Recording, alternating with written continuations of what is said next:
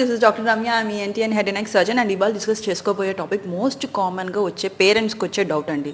మా చైల్డ్ అసలు హెల్త్ ఏంటంటే వెయిట్ అసలు పెరగట్లేదు అండ్ హైట్ పెరగట్లేదు, అసలు ఏం చేసినా అసలు అవ్వట్లేదు అన్న టైప్లో డౌట్స్ ఏమైనా వచ్చాయంటే ఫస్ట్ మీ పిల్లలకి కోరుకున్నదా లేదో చూడండి. ఊపిరి తీసుకోవడం కష్టంగా ఉన్నదేమో చూడండి. రాత్రిపూట ఊపిరి తీసుకోవడం లేకుండా నిద్రపోకుండా ఇలా లెగిసిపోతూ అనుకుంటూ ఉంటున్నారేమో చూడండి. ఏంటంటే ఇది most common symptoms of adenoids మాట. ఎడినాయిడ్స్ అనేది మీకు తెలిసే ఉంటుంది. మన గొంతులో టాన్సిల్స్ ఎలాగా, మన ముక్కు వెనకాల ఏమొచ్చి ఎడినాయిడ్స్ అలాగా.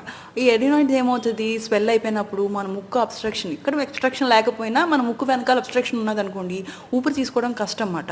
అప్పుడు ఏమవుతుంది, మన గ్రోత్ హార్మోన్ అనేది మన ఈ ఆక్సిజన్ మీద వీటి మీద డిపెండ్ అయ్యింది. ఏంటో ఇంకో ఇవ్వాలి, ఏమైనా సరిగ్గా ఊపిరి తీసుకోలేనప్పుడు ఫుడ్ కూడా సరిగ్గా తినలేదు, ఈ అన్ని కండిషన్ ఎడినాయిడ్స్ కారణం అన్నమాట. సో ఇలాంటి ప్రాబ్లం ఉంటే కంపల్సరీ ఎడినాయిడ్స్ ఎవాల్యుయేట్ చేసుకోండి.